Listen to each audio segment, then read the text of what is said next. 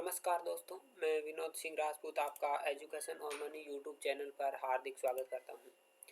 आज हम SSC GD के उपलक्ष्य में उसी कड़ी में अगली क्लास करने वाले हैं, जो स्टैटिक जीके और करंट जीके का एक पूरा समावेश है, जिसमें हम काफ़ी ज़्यादा क्वेश्चन कर रहे हैं।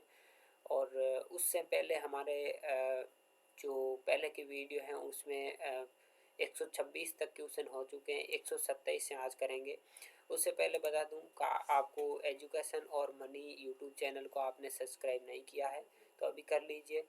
बहुत सारी अच्छे वीडियो जो एसएससी जीके जो एसएससी का कोई भी एग्ज़ाम है उसके जीके जीएस हमारे यूट्यूब चैनल पर अवेलेबल हैं, आप जाकर देख सकते हैं। तो करते हैं आज की क्लास शुरू। इसमें 127 नंबर क्वेश्चन दिया हुआ है। 64वीं ग्लोबल एनवायरनमेंट फैसिलिटी परिषद, जिसे GEF कहते हैं शॉर्ट में, उसकी जो बैठक है उसका आयोजन ब्राज़ील में किया गया है। हैंड टू हैंड ये एक हम कह सकते हैं हैंड राइटिंग नोट्स के रूप में है, जो कि PDF भी आपको मिल जाएगी। कहाँ मिलेगी उसको मैं बताऊंगा क्लास में अंत में। तो 128 नंबर में दिया है कि भारत के नीरज चोपड़ा ने है दोहा डायमंड लीग में स्वर्ण पदक जीतने के पश्चात लूसा ने डायमंड लीग में जेवलिन थ्रो कैटेगरी में स्वर्ण पदक जीता। ये भी एक काफ़ी इम्पोर्टेंट क्वेश्चन बन जाता है। और एप्पल जो 3 ट्रिलियन डॉलर का बाजार पूंजीकरण हासिल करने वाली दुनिया की सबसे मूल्यवान कंपनी बनी है। विश्व बैंक के निर्विरोध अध्यक्ष, पद्मश्री विजेता और मास्टर कार्ड के पूर्व मुख्य कार्यकारी अधिकारी अजय बंगा, जो वर्तमान में इसके जो विश्व बैंक है उसके अध्यक्ष हैं। ये कार्नेगी कॉरपोरेशन ऑफ न्यूयॉर्क की महान प्रवासियों की सूची में शामिल होने वाले एकमात्र भारतीय बने हैं। बात करते हैं 131 की। तो जम्मू कश्मीर में भारत के 50वें मुख्य न्यायाधीश DY चंद्रचूड़ ने उच्च न्यायालय के नए परिसर की आधारशिला रखी है। DY चंद्रचूड़ कौन है? तो ये भारत के जो सुप्रीम कोर्ट है उसके मुख्य न्यायाधीश हैं।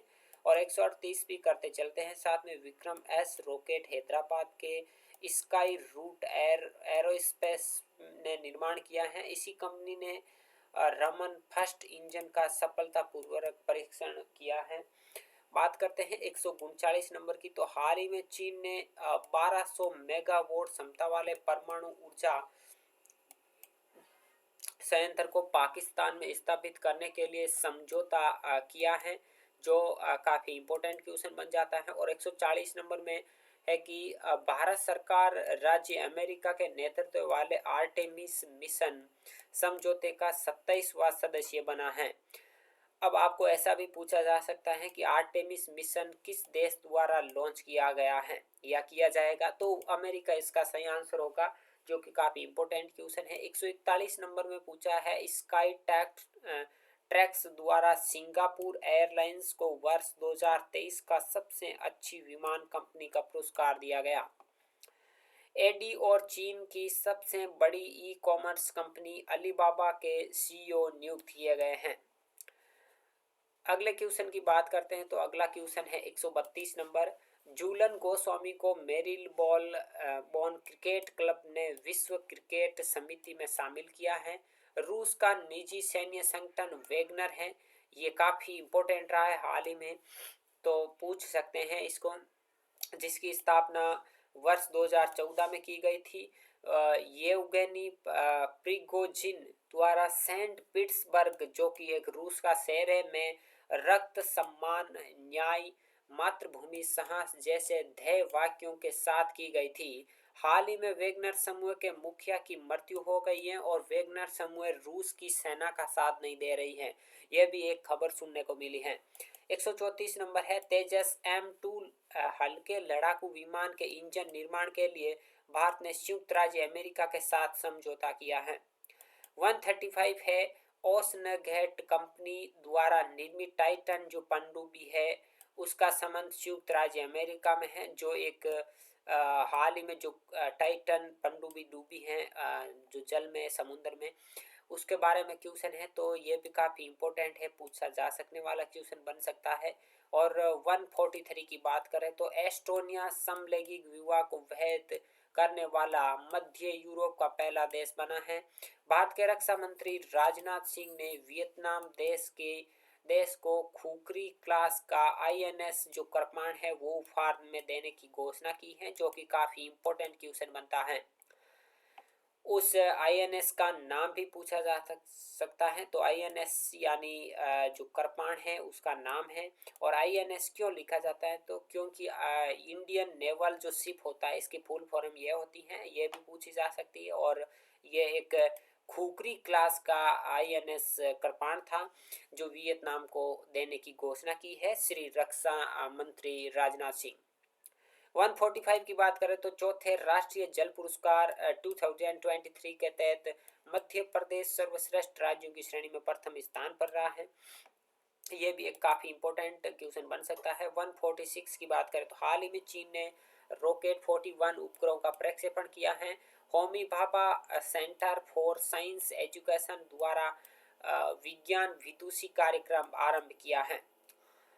SIPRI द्वारा जारी 54वें परमाणु संपन्न राष्ट्रों की सूची में रूस देश के पास सर्वाधिक परमाणु शस्त्र हैं। अर्जेंटीना में आयोजित फीफा U20 विश्व कप की विजेता टीम उरुग्वे बनी एवं इटली इस प्रतियोगिता में उप विजेता रहा है। बात करते हैं लास्ट क्वेश्चन बचे 133 की। तो रात्रि में कार्यस्थल पर कामकाजी महिलाओं को सुरक्षा मुहैया कराने के लिए तमिलनाडु सरकार ने पेंगुल पुथुकुतु पथुकप्पू पित्तम कार्यक्रम प्रारंभ किया है। और 23 जून 1894 को स्थापित अंतर्राष्ट्रीय ओलंपिक समिति, जिसका मुख्यालय लुसाने में है, जो कि स्विट्जरलैंड की एक शहर है, एवं इसमें और एक मुखिया जिसे थॉमस बोक हैं, इसके द्वारा पहला ओलंपिक द स्पोर्ट्स सप्ताह सिंगापुर में आयोजित किया गया। बात करते हैं लास्ट एंड फाइनल क्वेश्चन की, तो वो है 150। तो मणिपुर राज्य की वर्तमान राज्यपाल अनुसुईया उइके की अध्यक्षता में मणिपुर में एक शांति समिति का गठन किया गया है। जो मणिपुर हिंसा हुई थी उसके पश्चात इस समिति का एक गठन किया गया है, जिसे मणिपुर शांति समिति के नाम से जाना जाता है। और अनुसुईया उइके है, उसे इस समिति का अध्यक्ष बनाया गया है, जो कि वर्तमान राज्यपाल है। तो ये भी एक काफ़ी इम्पोर्टेंट क्वेश्चन बनता है, आप नोट्स कर सकते हैं। बाकी आप हमारे एजुकेशन और मनी यूट्यूब चैनल को लाइक और सब्सक्राइब करके आगे भी इस तरह से तैयारी जारी रख सकते हैं। तो आज के लिए बस इतना ही, मिलते हैं अगली क्लास में, तब तक के लिए जय हिंद जय भारत।